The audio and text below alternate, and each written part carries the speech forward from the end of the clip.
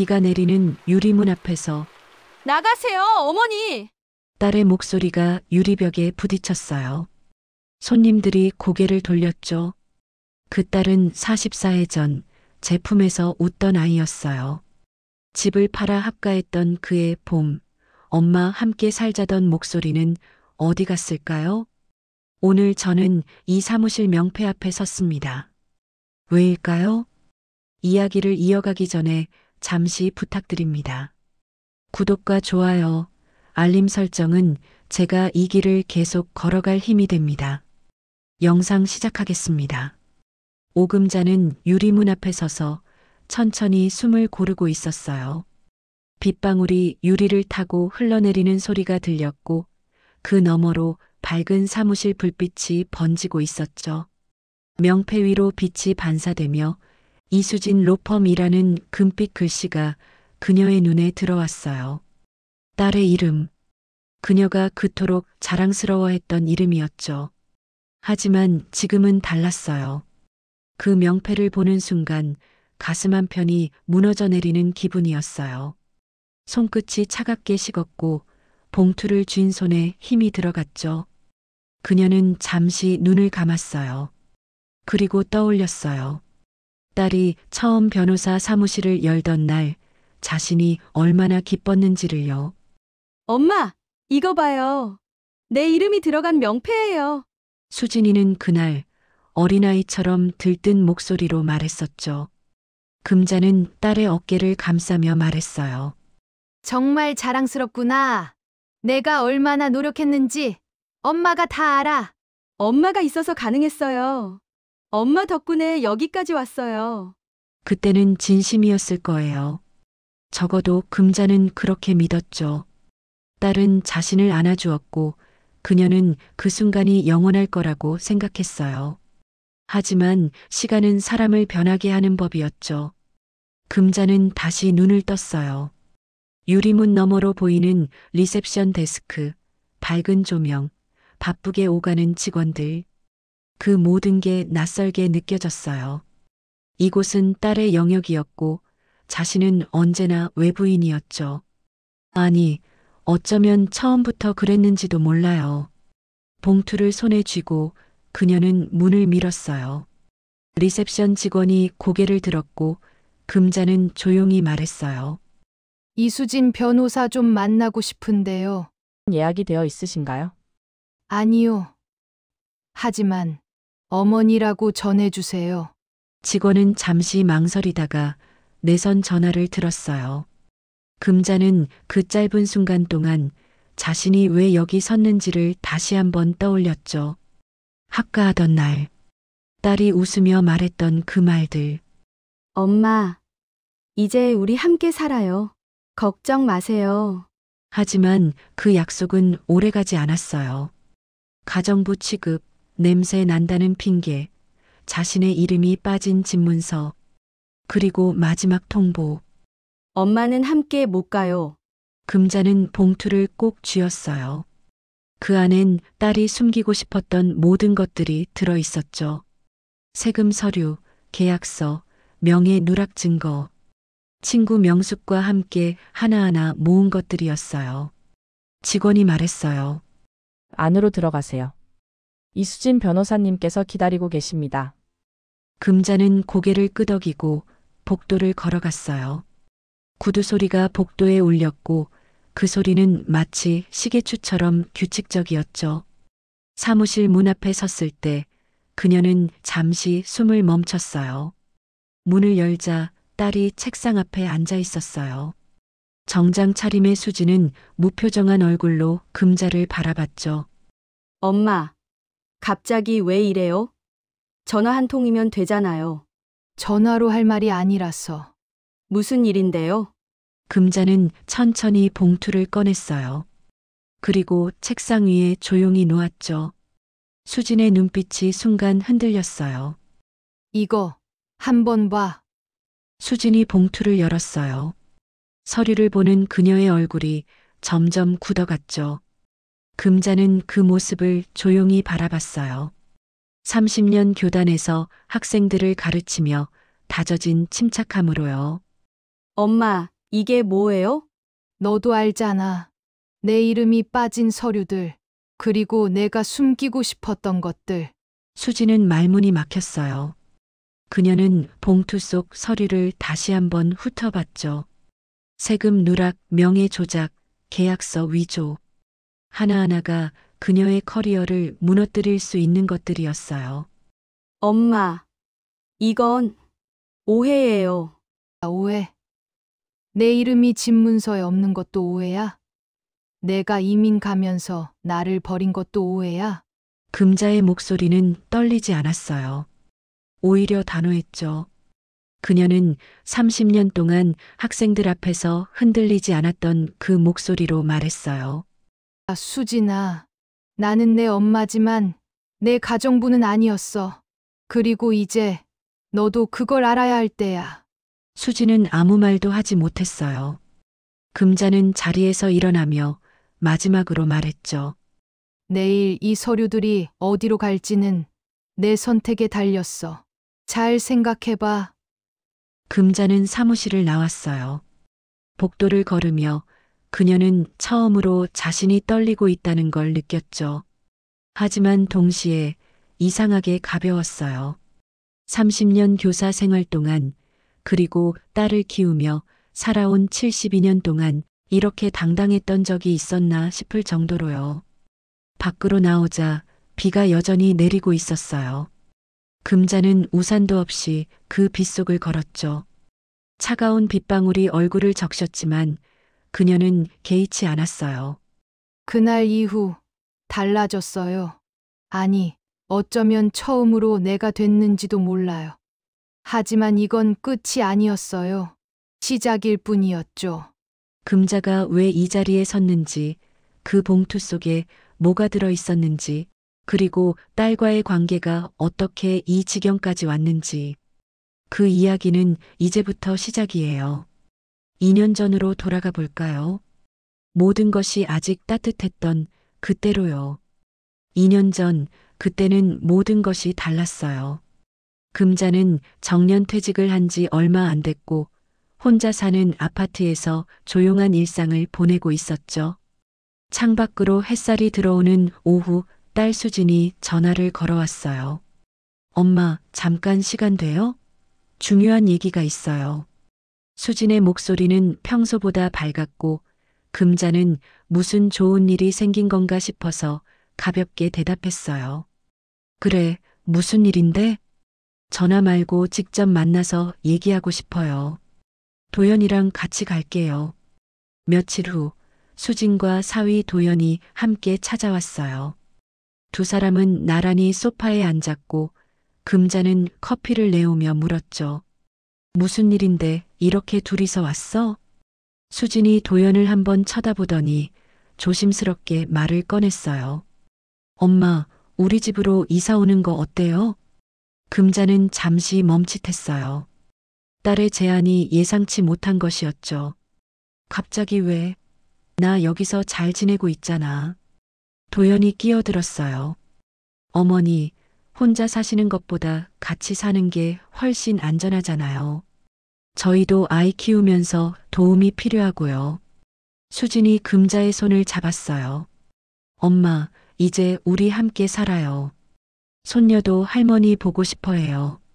금자는 딸의 눈을 바라봤어요. 진심이 담긴 눈빛이었고 그녀는 천천히 고개를 끄덕였죠. 그래, 생각해 볼게. 그 뒤로 며칠 동안 금자는 고민했어요. 혼자 사는 게 편하긴 했지만 딸과 손녀와 함께하는 삶도 나쁘지 않을 것 같았죠. 결국 그녀는 결심했고 수진에게 전화를 걸었어요. 수진아, 엄마 결정했어. 함께 살자. 수진의 기뻐하는 목소리가 들렸어요.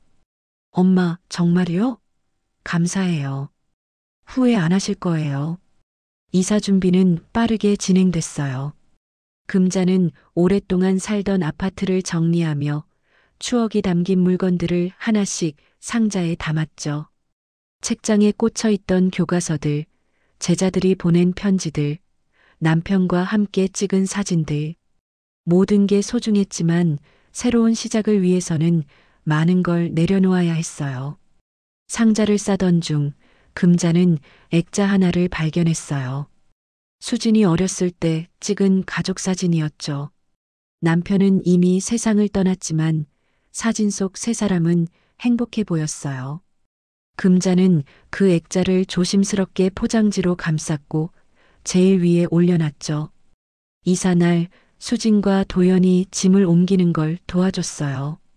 큰 집이었고 금자는 자신의 방을 배정받았죠. 창문이 큰 방이었고 햇빛이 잘 들어왔어요. 엄마, 이 방 마음에 드세요? 수진이 물었고 금자는 미소 지으며 대답했어요. 좋구나. 햇살이 따뜻해서 좋아. 저녁에는 온 가족이 함께 식탁에 둘러앉았어요. 손녀가 금자 옆에 앉아서 제잘거렸고 금자는 그 모습이 귀여워서 웃음이 나왔죠. 할머니, 이제 매일 같이 있을 수 있어요? 그럼 매일 같이 있을 거야. 수진이 음식을 나르며 말했어요. 엄마, 편하게 지내세요. 여긴 엄마 집이기도 해요. 도연도 고개를 끄덕였죠. 어머니, 불편한 거 있으면 언제든 말씀하세요. 금자는 따뜻한 마음이 들었어요.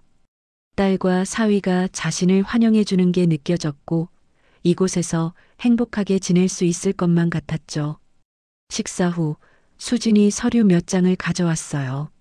엄마, 이거 잠깐 볼 수 있어요? 무슨 서류인데? 집 관련 서류예요. 명의를 정리하려고요. 금자는 별 생각 없이 서류를 훑어봤어요. 복잡한 법률 용어들이 적혀 있었고 그녀는 잘 이해하지 못했죠. 이게 뭐야? 수진이 웃으며 설명했어요. 그냥 절차상 필요한 거예요. 서류는 우리 이름으로 통일하는 게 나중에 편하거든요. 도연이 거들었어요. 어머니, 요즘은 다들 이렇게 해요. 세금 문제도 있고요. 금자는 고개를 끄덕였어요. 딸이 변호사니까 잘 알 거라고 생각했죠. 그래, 내가 알아서 해. 수진이 서류를 챙기며 말했어요. 엄마, 걱정 마세요. 다 잘 될 거예요. 그날 밤 금자는 자신의 방에 누워 천장을 바라봤어요. 새로운 집, 새로운 시작. 모든 게 낯설었지만 동시에 기대됐죠. 딸과 함께 사는 삶이 어떨지, 손녀와 더 많은 시간을 보낼 수 있다는 게 설레었어요. 하지만 그녀는 몰랐죠. 그날 서명한 서류에 자신의 이름이 빠져 있다는 걸, 그리고 그게 나중에 어떤 의미를 갖게 될지를요. 금자는 퇴직할 때 받은 돈에는 손도 대지 않았어요. 그건 자신의 몫이라고 생각했고 연금으로 밥값은 충분히 벌 수 있다고 여겼죠. 딸에게 의지하고 싶지 않았고 스스로 자립하고 싶었어요. 며칠이 지나며 금자는 새로운 집에 적응해 갔어요. 아침마다 손녀를 학교에 보내고 집안일을 거들며 저녁에는 가족과 함께 식사를 했죠. 평범하지만 따뜻한 일상이었어요. 어느 날 저녁 식탁에 둘러앉아 밥을 먹는데 수진이 말했어요. 엄마, 이제 정말 가족 같아요. 금자는 미소 지으며 대답했어요. 원래 가족이잖아. 도연이 술잔을 들며 말했죠. 어머니, 오래오래 건강하게 지내세요. 금자는 그 순간이 영원하기를 바랐어요. 하지만 세상 일은 언제나 예상대로 흘러가지 않는 법이었죠. 액자 속 가족 사진은 거실 선반 위에 놓였고 금자는 가끔 그 사진을 바라보며 남편을 떠올렸어요. 남편이 살아 있었다면 이 순간을 함께 기뻐했을 거라고요. 그날 밤 금자는 일기장을 꺼내 한 줄을 적었어요. 오늘부터 새로운 삶이 시작됐다. 행복은 오래가지 않았어요. 합가한 지 2달쯤 지났을 때부터 미묘한 변화가 시작됐죠. 처음에는 사소한 것들이었어요. 금자가 김치를 담그면 수진이 살짝 인상을 찌푸렸고요. 엄마, 김치 냄새가 좀 심한 것 같아요. 금자는 당황했어요. 김치는 늘 담가왔고 딸도 좋아했던 음식이었는데요. 그래, 환기를 좀 더 시킬게. 아니에요. 그게 아니라 요즘 손님들이 자주 오거든요. 냄새가 배면 좀 그렇잖아요. 금자는 고개를 끄덕였어요. 딸의 입장도 이해가 갔고 앞으로는 조심하기로 마음먹었죠. 하지만 그건 시작에 불과했어요. 며칠 후 금자가 된장찌개를 끓이고 있는데 도연이 부엌에 들어왔어요. 어머니, 오늘은 밖에서 사 먹으려고 하는데요. 아, 그래. 그럼 이건 내일 먹으면 되겠네. 도연이 잠시 망설이더니 말했어요. 사실은 집에서 요리 냄새가 좀 신경 쓰여서요. 저희가 재택 근무할 때도 있고요. 금자는 순간 얼굴이 뜨거워졌어요. 자신이 방해가 된다는 말처럼 들렸죠. 그럼 내가 요리를 안 하는 게 낫겠네. 아니, 그런 뜻은 아니고요. 그냥 환기를 좀 더 자주 해주시면. 대화는 어색하게 끝났어요. 금자는 냄비 뚜껑을 덮고 조용히 부엌을 나왔죠. 가슴 한편이 답답했지만 내색하지 않으려고 애썼어요. 그날 이후로 금자는 요리를 줄였어요. 냄새가 나는 음식은 피했고 환기에 신경을 썼죠. 하지만 집안 분위기는 점점 더 미묘해져 갔어요. 어느 날 저녁 금자가 설거지를 하고 있는데 수진이 다가왔어요. 엄마, 설거지는 제가 할게요. 괜찮아. 이것도 못하겠니? 아니에요. 엄마가 하시면 그릇이 깨끗하게 안 닦여요. 제가 다시 해야 해서요. 금자는 손을 멈췄어요. 딸의 말이 마음에 걸렸지만 아무 말도 하지 않았죠. 그래, 내가 해. 수진이 설거지를 이어받았고 금자는 거실로 나왔어요. 소파에 앉아 있는데 손녀가 다가와 말했죠. 할머니, 오늘 학교에서 그림 그렸어요. 그래, 할머니한테 보여줄래? 손녀는 가방에서 그림을 꺼냈고 금자는 그걸 받아들었어요. 가족을 그린 그림이었는데 엄마, 아빠, 그리고 자신만 있었죠. 금자의 모습은 없었어요. 할머니는 안 그렸어? 손녀가 고개를 갸우뚱하며 대답했어요. 깜빡했어요. 금자는 씁쓸하게 웃었어요. 아이에게는 죄가 없었고 그저 자연스럽게 나온 결과였을 뿐이었죠. 괜찮아. 다음에 그려줘. 그날 밤 금자는 잠이 오지 않았어요. 천장을 바라보며 생각했죠. 자신이 이 집에서 어떤 존재인지, 정말로 가족인지, 아니면 그냥 함께 사는 사람인지요. 다음 날 아침 금자가 세탁을 하려고 세탁기를 열었는데 수진이 말했어요. 엄마, 세탁은 제가 할게요. 엄마가 하시면 분류가 안 돼서요. 내가 잘못했니? 아니에요. 그냥 제 방식이 있어서요. 흰 옷이랑 색깔 옷을 따로 빨아야 하거든요. 금자는 더 이상 말하지 않았어요. 요리도 설거지도 세탁도 할 수 없다면 자신이 여기서 뭘 하는 건지 모르겠더라고요. 주말에는 청소를 하려고 했는데 도연이 말렸어요. 어머니, 청소는 저희가 할게요. 어머니 허리 안 좋으시잖아요. 괜찮아. 이 정도는 할 수 있어. 아니에요. 저희 방식대로 하는 게 나아요. 물건 위치도 있고요. 금자는 걸레를 내려놓았어요. 더 이상 고집을 부리고 싶지 않았죠. 그렇게 몇 주가 지났어요. 금자는 점점 더 조심스러워졌고 집안에서 자신의 자리가 줄어드는 걸 느꼈죠. 요리도 청소도 세탁도 하지 않게 되면서 하루 종일 할 일이 없었어요.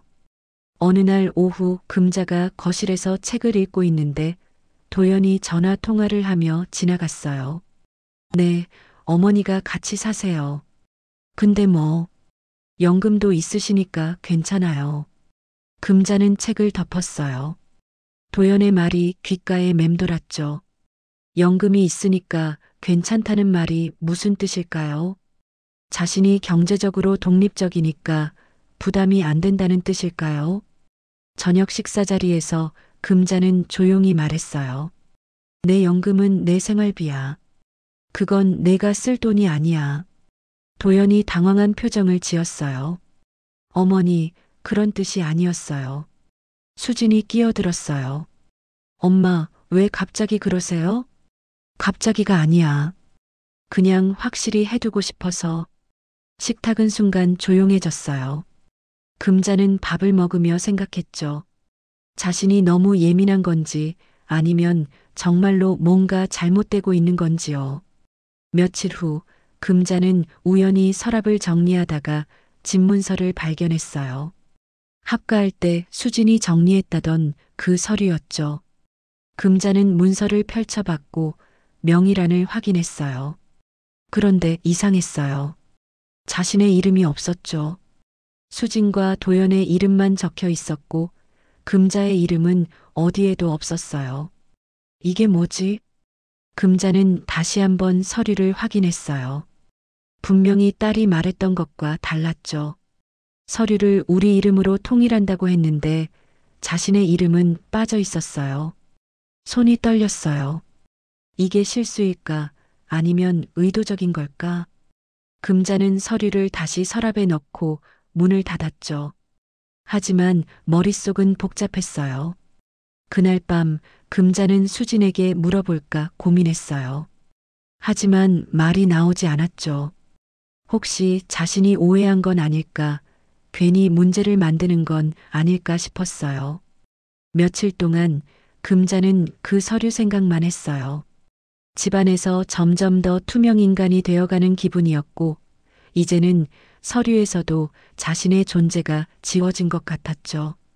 어느 날 저녁 금자가 방에 들어가려는데 수진이 불렀어요.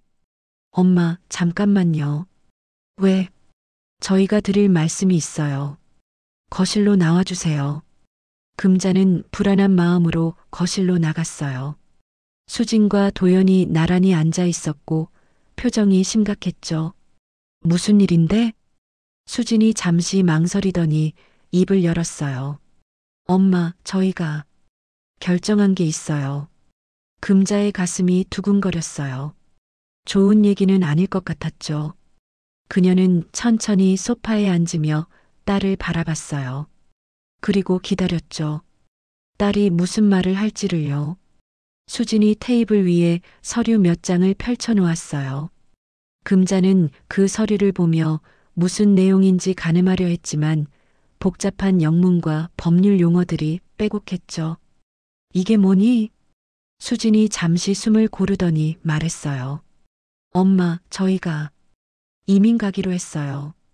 금자는 순간 귀를 의심했어요. 이민이라는 단어가 머릿속에서 맴돌았죠. 이민? 갑자기 무슨 소리야? 도연이 끼어들었어요. 어머니, 저희가 오래 준비해 온 거예요. 회사 해외 지사로 발령이 나서요. 좋은 기회거든요. 금자는 딸을 바라봤어요. 수지는 시선을 피하며 서류를 만지작거렸죠. 그래, 그럼 언제 가는데? 다음 달이요. 다음 달? 그렇게 급해? 수진이 고개를 끄덕였어요. 준비할 게 많아서요. 집도 정리해야 하고 서류도 처리해야 하고요. 금자는 잠시 말을 잃었어요. 너무 갑작스러운 소식이었고 머릿속이 복잡했죠. 하지만 곧 마음을 다잡고 물었어요. 그럼 나는 어떻게 하고? 정적이 흘렀어요. 수진과 도연은 서로 눈빛을 교환했고 금자는 그 침묵 속에서 이미 답을 느꼈죠. 엄마는 수진이 말을 이었어요. 엄마는 함께 못 가요. 금자의 가슴이 철렁 내려앉았어요. 함께 못 간다는 말이 무슨 뜻인지 이해하는 데는 오래 걸리지 않았죠. 왜? 절차가 그래요. 엄마 나이도 있고 비자 문제도 복잡하고요. 도연이 덧붙였어요. 어머니, 저희도 어쩔 수 없어요. 규정이 그렇게 되어 있어서요. 금자는 천천히 고개를 끄덕였어요.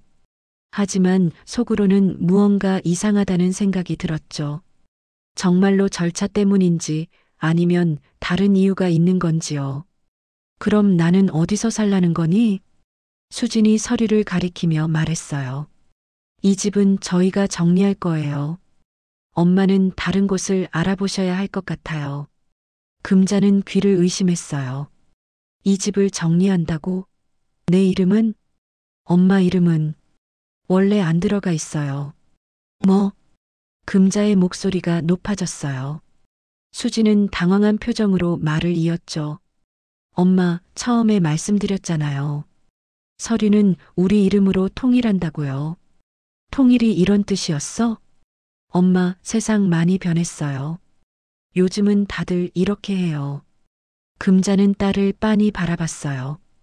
그 순간 모든 게 이해됐죠. 냄새가 난다는 핑계, 가사 일을 못하게 한 것, 손녀 그림에서 빠진 것, 모두 계획된 수순이었던 거예요. 그러니까 너희는 처음부터 나를 빼고 갈 생각이었던 거구나. 수진이 고개를 저었어요. 아니에요, 엄마. 그런 게 아니라. 그럼 뭐야? 나한테 집을 나가라는 거잖아. 도연이 진정시키려고 했어요. 어머니, 진정하세요. 저희가 다른 방법을 찾아볼게요. 다른 방법? 이미 다 정해놓고 무슨 다른 방법이야? 금자는 자리에서 일어났어요. 더 이상 앉아 있을 수가 없었죠. 가슴이 답답했고 숨이 막혔어요. 엄마, 어디 가세요? 내 방이야. 내 방이라도 남아있을 때 가야지. 금자는 방으로 들어가 문을 닫았어요. 등 뒤로 수진이 뭐라고 말하는 소리가 들렸지만 듣고 싶지 않았죠. 침대에 앉아 손을 떨며 생각했어요. 어떻게 이럴 수 있을까? 자신이 키운 딸이 그렇게 자랑스러워했던 딸이요. 한참을 그렇게 앉아 있다가 금자는 서랍을 열었어요. 집문서가 들어있던 그 서랍이었죠. 서류를 꺼내 다시 한번 확인했어요. 역시나 자신의 이름은 없었죠. 내 이름이 없어. 금자는 중얼거렸어요. 서류뿐만 아니라 이 집에서 자신의 존재 자체가 지워진 것 같았죠. 요리도 청소도 세탁도 못하게 하더니 이제는 아예 나가라는 거예요. 다음 날 아침 금자는 일찍 일어났어요. 수진과 도연은 아직 자고 있었고 집은 조용했죠. 금자는 부엌으로 가서 커피를 한 잔 내렸어요.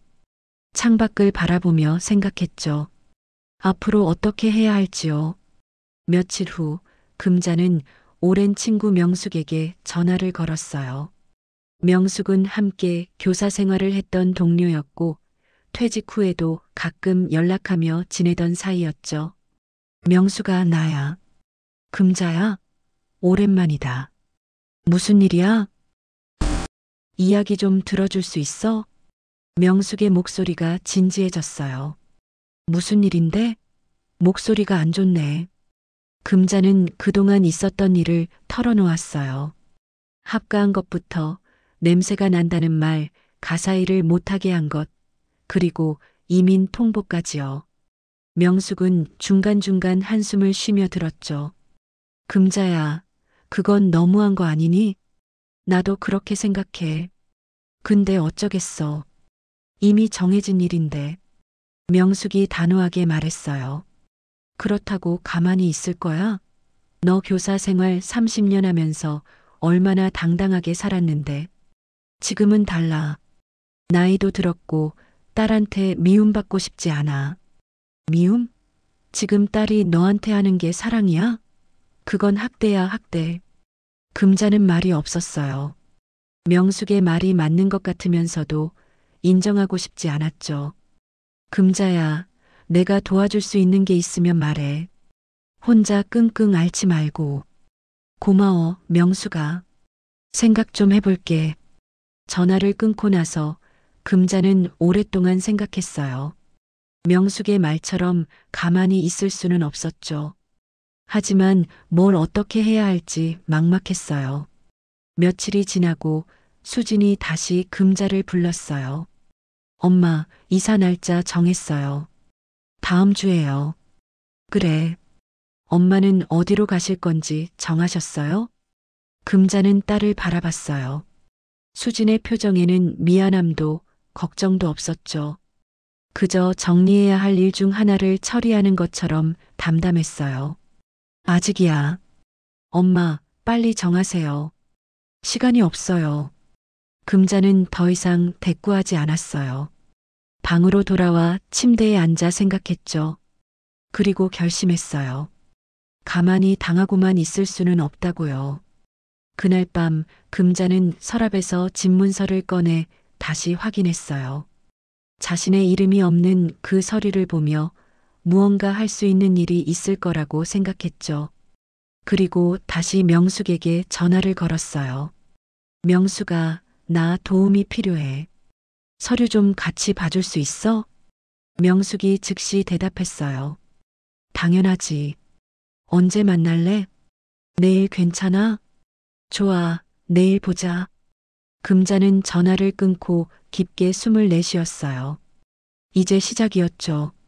다음 날 오후 금자는 명숙을 만나기 위해 집을 나섰어요. 오랜만에 외출이었고 집을 벗어나니 숨통이 트이는 기분이었죠.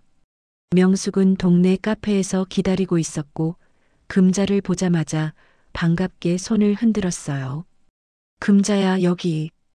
두 사람은 자리에 앉았고 명숙이 먼저 입을 열었어요. 얼굴이 많이 상했네. 많이 힘들었지? 응, 좀 그래. 금자는 가방에서 서류 봉투를 꺼냈어요. 명숙은 그걸 받아들고 하나씩 펼쳐보기 시작했죠. 집문서, 이민 관련 서류, 그리고 몇 가지 계약서들이었어요. 이게 다야? 응, 내가 찾을 수 있는 건 이게 전부야. 명숙은 서류를 꼼꼼히 살펴봤어요. 안경을 고쳐 쓰고 중간중간 숨을 쉬며 읽어내려갔죠.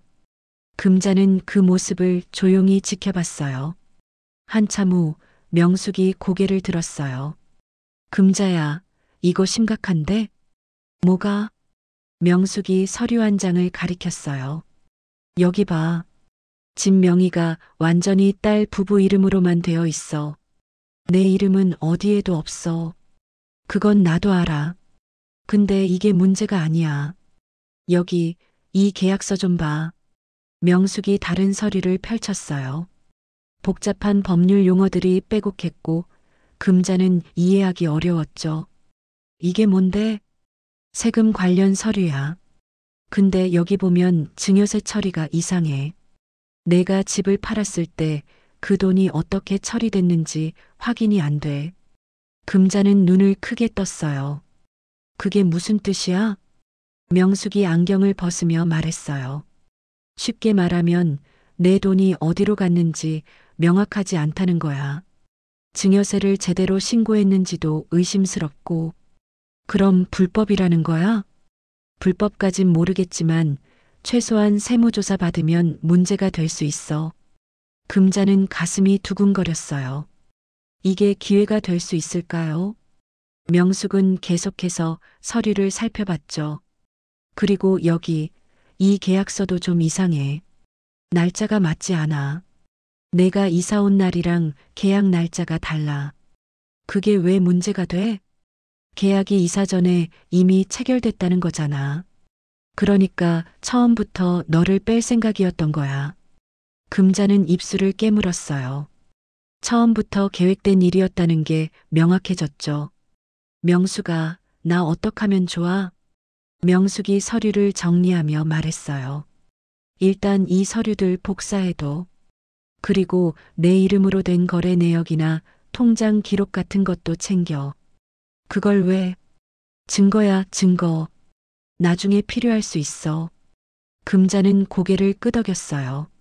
명숙은 커피를 한 모금 마시고는 웃으며 말했죠. 세상은 사랑보다 장고야, 금자야. 효도는 못해도 세무조사는 하겠다더니 진짜 그 꼴이네. 금자는 씁쓸하게 웃었어요. 명숙의 농담이 위로가 됐죠. 그나저나 내 딸이 변호사라며? 이런 걸 모를 리가 없는데. 알았겠지. 알고도 한 거야. 명숙이 혀를 찼어요. 요즘 젊은 애들은 참 부모를 뭘로 보는 거야? 나도 모르겠어. 내가 잘못 키운 건가 싶기도 하고. 금자야, 내 잘못이 아니야. 사람이 원래 돈 앞에선 변하는 거야. 두 사람은 한참 동안 앉아서 이야기를 나눴어요. 명숙은 금자에게 법률 상담을 받아보라고 조언했고, 혹시 모르니 녹음도 해두라고 했죠. 요즘은 다 증거 싸움이야. 말로는 안 돼. 그래, 알겠어. 카페를 나서며 명숙이 금자의 어깨를 두드렸어요.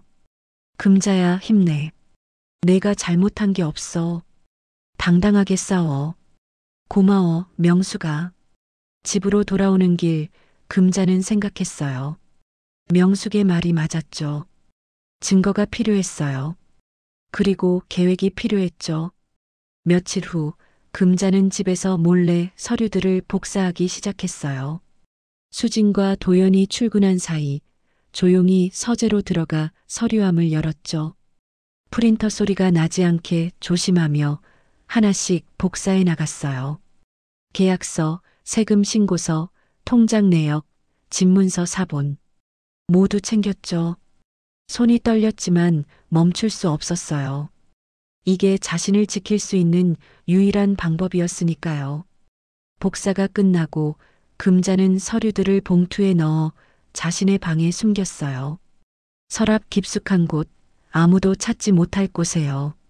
그날 저녁 수진이 돌아와 물었어요. 엄마, 오늘 뭐 하셨어요? 별일 없었어. 그냥 집에 있었지. 그러세요. 이사 준비는 하셨어요? 천천히 할게. 수진은 더 이상 묻지 않았어요. 금자는 그 모습을 보며 생각했죠. 딸도 자신을 의심하지 않는다고요. 그저 순순히 집을 나갈 거라고 생각하는 거예요. 며칠이 지나고 명숙이 다시 연락을 해왔어요. 금자야, 내가 아는 변호사한테 물어봤어. 내 상황 말이야. 뭐래? 일단 내가 집을 판 돈이 어디로 갔는지 추적할 수 있대. 그리고 세무조사 요청도 가능하고. 그럼 내가 뭘 해야 해? 일단 국세청에 제보할 수 있어. 익명으로. 그럼 조사가 들어갈 거야. 금자는 잠시 망설였어요. 그건 너무 큰 결정이었죠. 딸의 커리어에 타격을 줄 수 있었고 관계는 완전히 끊어질 수도 있었어요. 금자야, 고민되는 거 알아. 근데 생각해봐. 저쪽은 이미 너를 버렸어. 내가 망설일 이유가 없어. 명숙의 말이 맞았어요. 딸은 이미 자신을 떠날 준비를 끝냈고 자신은 이제 선택해야 했죠. 가만히 당할 것인가 아니면 맞서 싸울 것인가요? 알겠어, 명숙아. 내가 해볼게. 잘 생각했어. 필요한 거 있으면 언제든 연락해. 전화를 끊고 금자는 봉투를 꺼냈어요. 그 안에 든 서류들을 하나씩 확인했죠. 이게 자신의 무기였어요. 법적으로 합리적으로 딸과 맞설 수 있는 무기요. 며칠 후 금자는 조용히 우체국에 갔어요. 그리고 국세청 앞으로 제보 편지를 보냈죠. 익명으로 하지만 명확한 증거와 함께요. 편지를 넣고 나오며 금자는 깊게 숨을 쉬었어요. 이제 돌아갈 수 없었죠. 하지만 후회는 없었어요. 집으로 돌아오는 길, 금자는 명숙에게 문자를 보냈어요. 했어. 이제 어떻게 되는지 지켜볼게. 명숙의 답장이 곧 왔어요. 잘했어, 금자야. 이제 내 차례야. 금자는 휴대폰을 주머니에 넣고 집으로 들어갔어요. 수진과 도연은 여전히 이사 준비에 바빴고 자신을 신경 쓰지 않았죠. 금자는 그 모습을 보며 조용히 미소 지었어요. 곧 알게 될 거예요. 자신이 만만한 사람이 아니라는 걸요.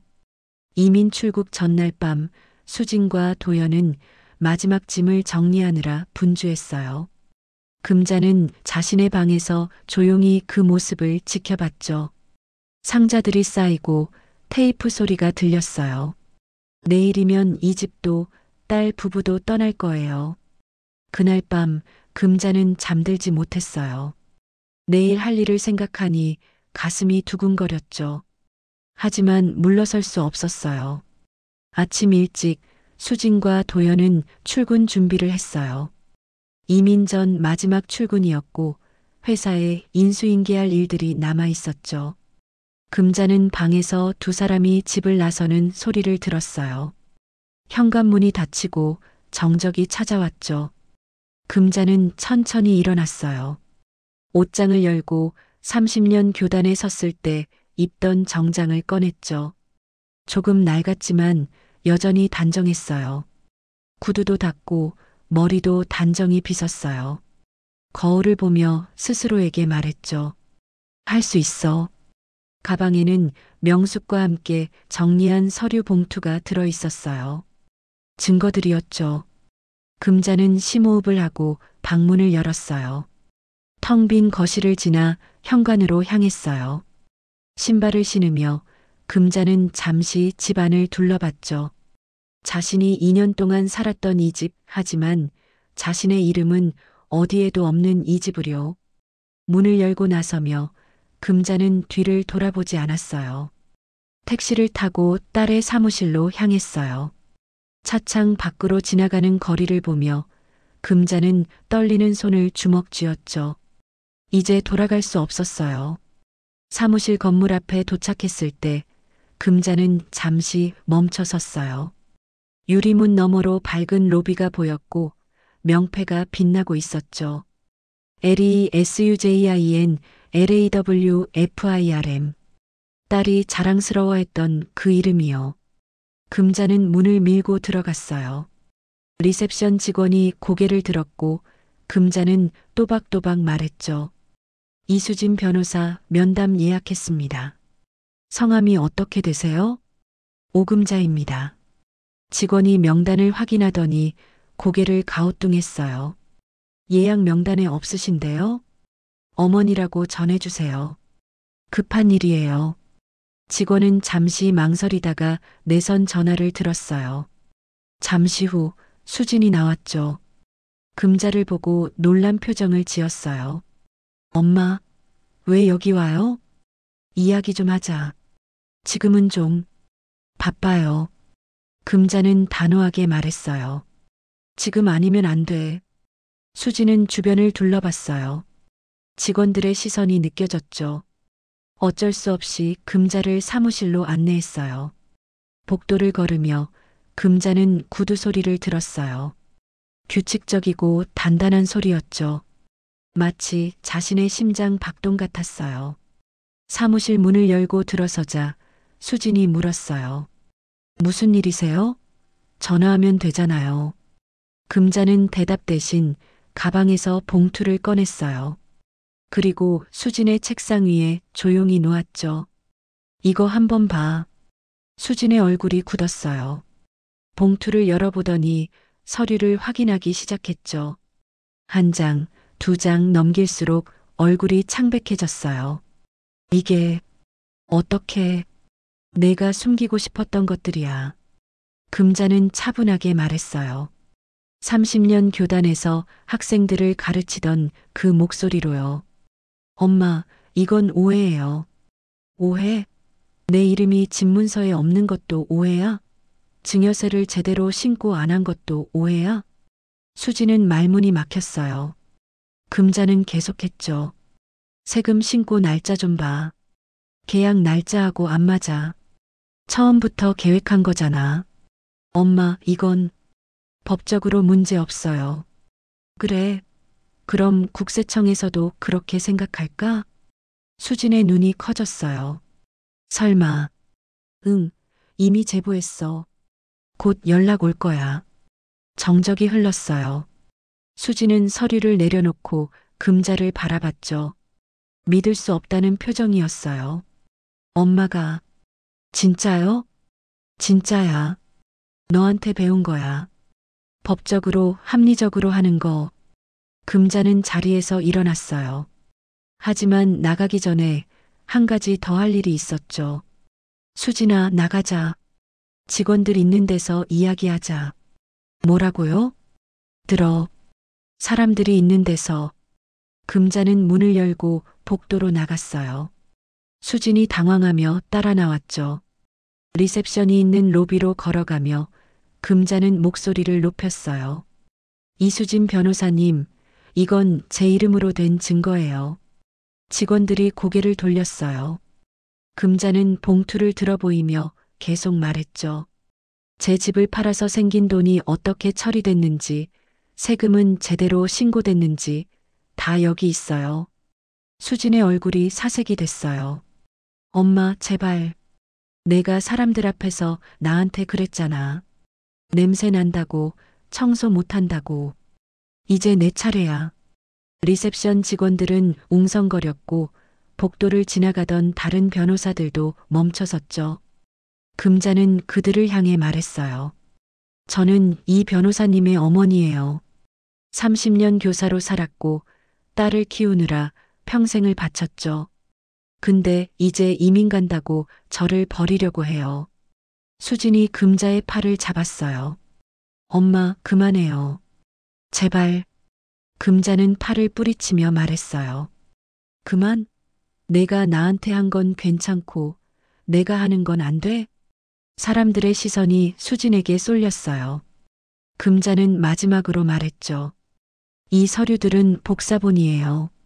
원본은 따로 있고 혹시 모르니까 말해두는 거야. 금자는 봉투를 수진에게 건네고 돌아섰어요.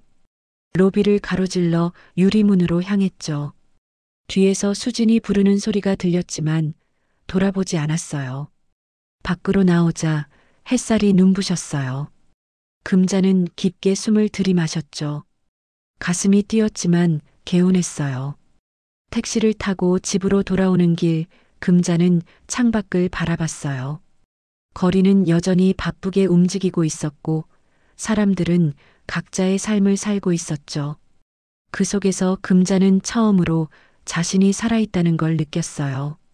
집에 도착했을 때 수진과 도연은 이미 돌아와 있었어요. 금자가 들어서자 수진이 소파에서 일어났죠. 얼굴이 일그러져 있었어요. 엄마, 어떻게 그럴 수 있어요? 금자는 가방을 내려놓으며 담담하게 대답했어요. 어떻게? 너희가 먼저 그랬잖아.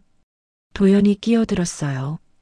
어머니, 이건 너무 심하잖아요. 저희 커리어가 어떻게 되는데요? 그래, 내 인생은 어떻게 되는데?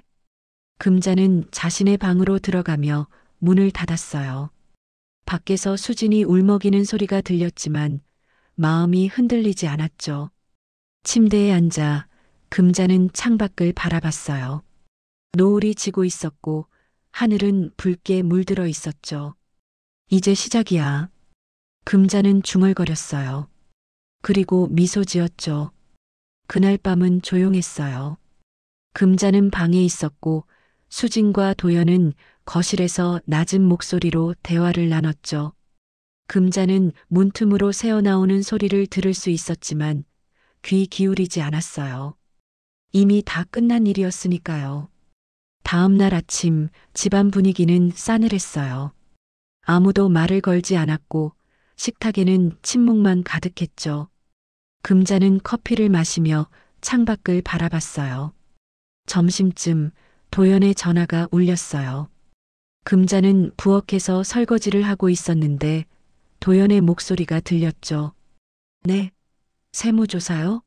지금 당장요? 금자는 손을 멈췄어요. 시작됐구나 싶었죠.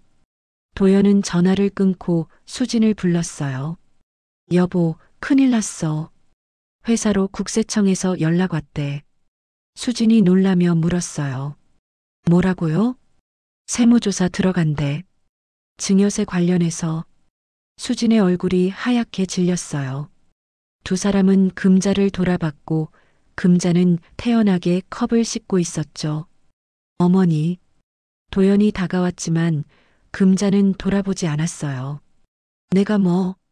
어머니가 하신 거 맞죠? 국세청에서 알아서 한 거겠지. 나는 그냥 제보했을 뿐이야. 도연의 목소리가 떨렸어요.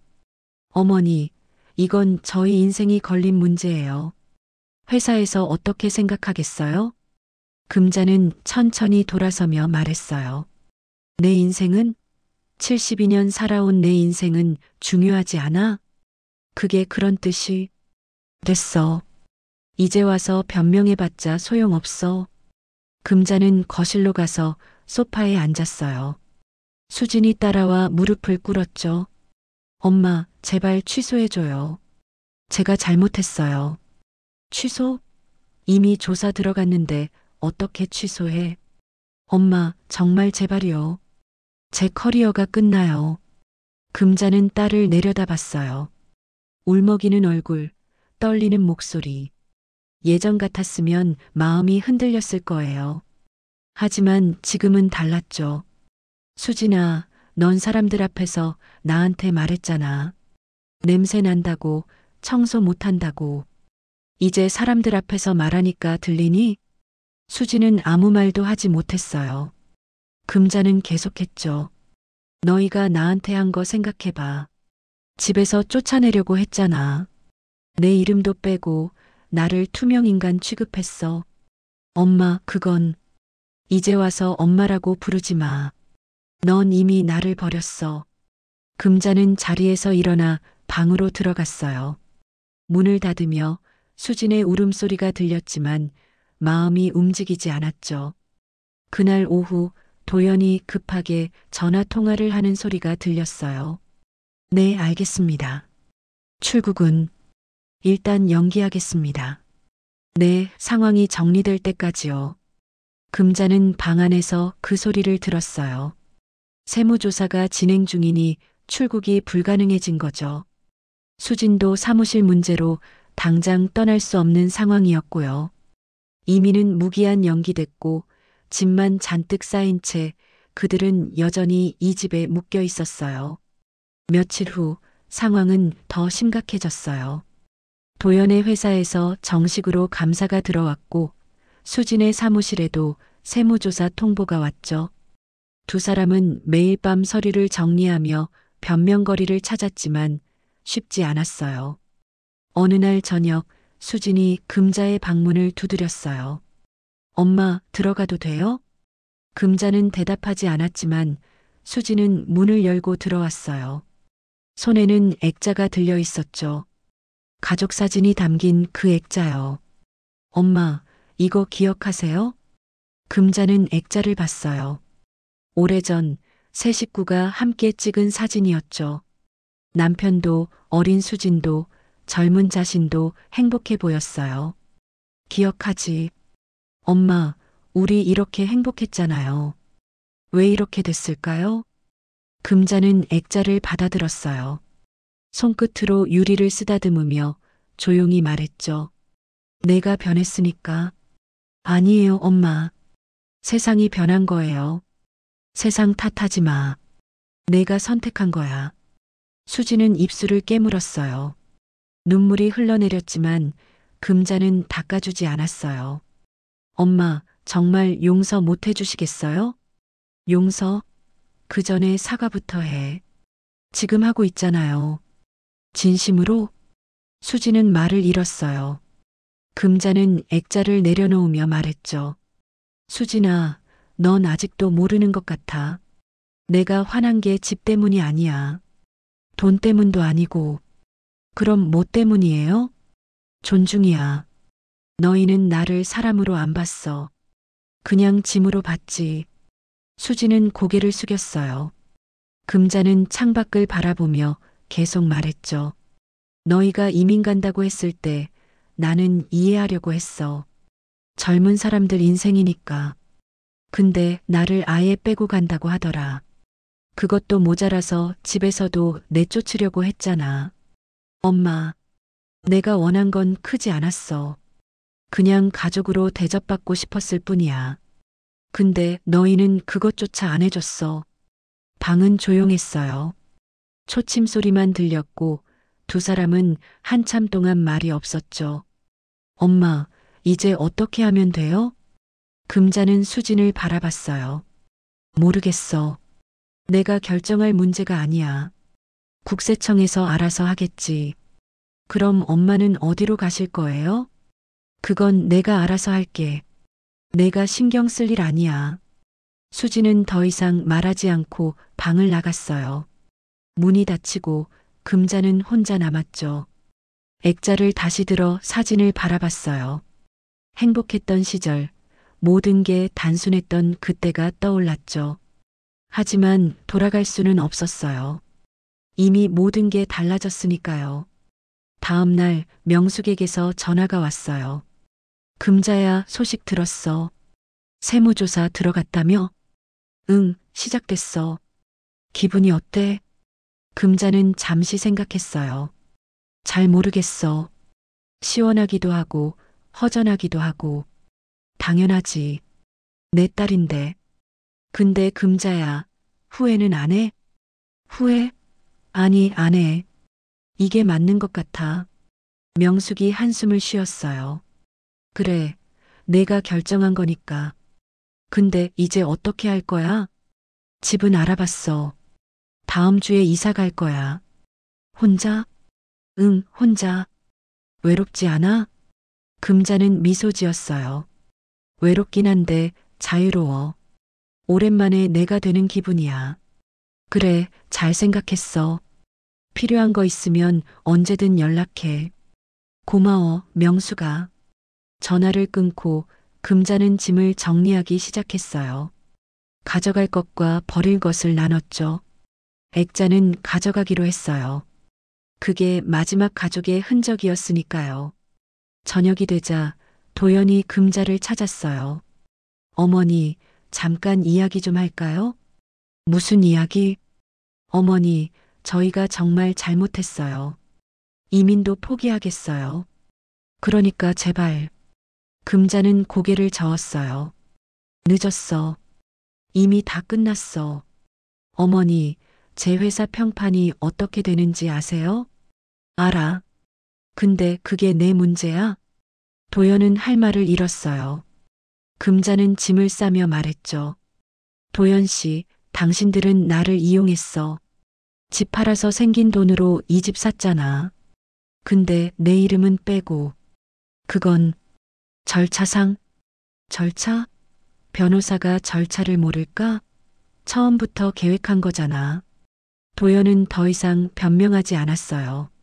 금자는 마지막 짐을 가방에 넣으며 말했죠. 다음 주에 나갈 거예요. 그때까지 서로 신경 쓰지 말아요. 그날 밤 금자는 창밖을 보며 생각했어요. 앞으로 어떻게 될지, 혼자 살면서 외롭진 않을지. 하지만 후회는 없었어요. 이게 자신이 선택한 길이었고 당당하게 걸어갈 수 있었으니까요. 초침 소리만 들리는 방 안에서 금자는 조용히 미소 지었어요. 일주일이 지났어요. 금자는 새로운 집으로 이사를 했죠. 작은 원룸이었지만 깨끗하고 햇빛이 잘 들었어요.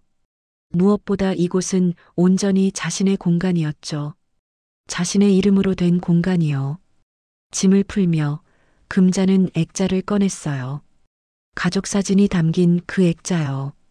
선반 위에 조심스럽게 놓으며 금자는 사진 속 딸을 바라봤죠.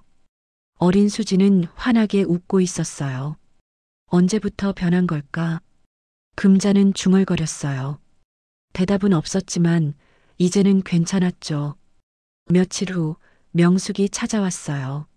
손에는 커피와 케이크가 들려 있었죠. 금자야, 새보금자리 축하해. 고마워, 명수가. 들어와. 두 사람은 작은 식탁에 앉아 커피를 마셨어요. 명숙이 주변을 둘러보며 말했죠. 아담하네. 혼자 살기 딱 좋겠다.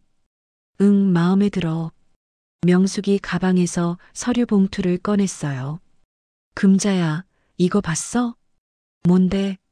내 딸 사무실 세무조사 결과 나왔대. 과태료 나왔고 평판도 좀 타격 입었다더라. 금자는 고개를 끄덕였어요. 예상했던 일이었죠. 그래. 그리고 말이야. 명숙이 다른 서류를 펼쳤어요. 기억하지? 내가 집 팔았을 때 그 돈? 응. 그 돈이 어디로 갔는지 추적해봤어. 은행 기록이랑 대조해서. 금자는 명숙을 바라봤어요. 명숙은 미소 지으며 말했죠. 금자야, 내 이름이 있어. 해외 계좌에. 뭐? 수진이가 해외 자산 옮길 때 일부를 내 명의로 해뒀더라. 아마 세금 회피용이었을 거야. 금자는 서류를 받아들었어요. 복잡한 숫자들이 적혀 있었지만 확실히 자신의 이름이 보였죠. 이게 진짜야? 진짜야. 법적으로 내 거야. 수진이가 돌려받으려면 내 동의가 필요하고. 금자는 잠시 말을 잃었어요. 딸이 자신을 이용하려 했던 그 계획이 오히려 자신에게 돌아온 거예요. 이거 얼마나 돼? 명숙이 웃으며 대답했어요. 충분히 살 만큼은 돼. 아마 수진이는 지금쯤 알았을 거야. 내 동의 없이는 못 쓴다는 거. 금자는 서류를 내려놓고 창밖을 바라봤어요. 햇살이 들어오고 거리는 평화로웠죠. 세상은 정말 아이러니하네. 그러게. 내 이름을 지우려고 했던 애가 결국 내 이름이 필요한 거야. 두 사람은 조용히 웃었어요. 명숙이 커피를 한 모금 마시고 말했죠. 금자야, 이제 어떻게 할 거야? 돌려줄 거야? 금자는 고개를 저었어요. 아니, 안 돌려줘. 이건 내 거야. 잘 생각했어. 내가 받아야 할 몫이야. 며칠 후 금자는 은행을 방문했어요. 명숙과 함께 서류를 정리하고 계좌를 확인했죠. 확실히 자신의 이름으로 되어 있었고 상당한 금액이 들어 있었어요. 이제 진짜 자유로워진 거네. 명숙이 말했고 금자는 고개를 끄덕였어요. 은행을 나서며 금자는 문득 수진의 사무실 쪽을 바라봤어요. 그리 멀지 않은 곳이었죠. 잠시 망설이다가 금자는 택시를 탔어요. LESUJIN LAWFIRM으로 가주세요. 사무실 앞에 도착했을 때 금자는 다시 한번 그 명패를 봤어요. LESUJIN LAWFIRM. 빛나는 금빛 글씨. 하지만 이제는 달랐어요. 더 이상 두렵지도 부럽지도 않았죠. 리셉션으로 들어가지 않았어요. 그냥 유리문 너머로 안을 바라봤죠. 수진이 보였어요. 책상에 앉아 뭔가 정리하고 있었고 표정은 지쳐 보였어요. 금자는 가방에서 작은 상자를 꺼냈어요. 그 안에는 자신의 교사 배지가 들어 있었죠. 30년 동안 달고 다녔던 자신의 정체성이었던 그 배지요. 문을 밀고 들어갔어요. 리셉션 직원이 금자를 알아봤지만 이번엔 막지 않았죠. 금자는 수진의 사무실로 걸어갔어요. 문을 두드리자 수진이 고개를 들었어요. 금자를 보고 얼굴이 굳었죠. 엄마, 들어가도 되겠니? 수진은 아무 말도 하지 않았어요. 금자는 안으로 들어가 문을 닫았죠. 무슨 일이세요? 수진의 목소리는 떨렸어요. 금자는 책상 앞에 섰죠. 너 지금 힘들지? 수진은 대답하지 않았어요. 금자는 계속 말했죠. 해외 계좌건 알았어. 내 이름으로 된 거. 수진의 얼굴이 창백해졌어요. 엄마, 그건 설명 안 해도 돼. 이해해. 금자는 상자를 책상 위에 놓았어요. 이건 내 교사 배지야. 30년 달고 다녔던 거. 왜 이걸 주세요? 주는 게 아니야. 그냥 보여주는 거야. 내가 누군지. 금자는 배지를 꺼내 손에 쥐었어요. 나는 30년 동안 교사였어. 학생들한테 옳고 그름을 가르쳤지. 근데 내 딸한테는 그러지 못했나 봐. 엄마, 수진아, 나는 내가 성공하길 바랐어. 행복하길 바랐어. 근데 그게 나를 밟고 올라서는 거였으면 안 됐어. 수진은 고개를 숙였어요. 금자는 배지를 다시 상자에 넣으며 말했죠. 해외 계좌건 돌려주지 않을 거야. 이건 내 몫이야. 엄마, 그럼 저희는? 너희 일은 너희가 알아서 해. 나는 이제 내 인생 살 거야. 금자는 자리에서 일어났어요. 나가기 전 마지막으로 말했죠. 수진아, 내가 언젠가 이해하길 바라. 내가 왜 이랬는지. 문을 열고 나가려는데 수진이 불렀어요. 엄마. 금자는 돌아섰어요. 수진이 눈물을 흘리고 있었죠. 미안해요. 정말 미안해요. 금자는 잠시 딸을 바라봤어요. 그리고 조용히 말했죠. 나도 미안해. 좋은 엄마가 못됐나 봐. 아니에요, 엄마는. 됐어. 이제 그만하자. 금자는 사무실을 나왔어요. 복도를 걸으며 명패를 다시 한번 봤죠. LESUJIN LAWFIRM. 더 이상 부럽지 않았어요. 밖으로 나오자 햇살이 따뜻했어요. 금자는 깊게 숨을 들이마셨죠. 며칠 후 금자의 휴대폰에 문자가 왔어요. 수진이었죠. 엄마, 다시 한번 이야기할 수 있을까요? 제가 찾아가겠습니다. 금자는 문자를 읽고 한참을 생각했어요. 그리고 답장을 쓰지 않았죠.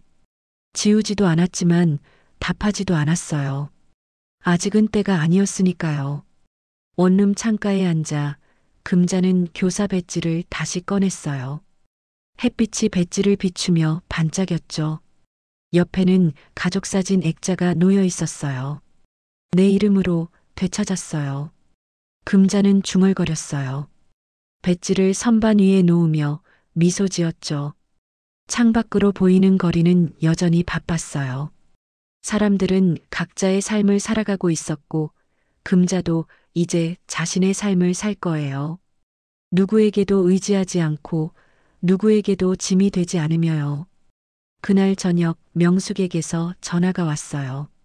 금자야, 저녁 먹었어? 아직? 그럼 나와. 내가 살게. 금자는 웃으며 대답했어요. 그래, 나갈게. 전화를 끊고 금자는 옷을 갈아입었어요.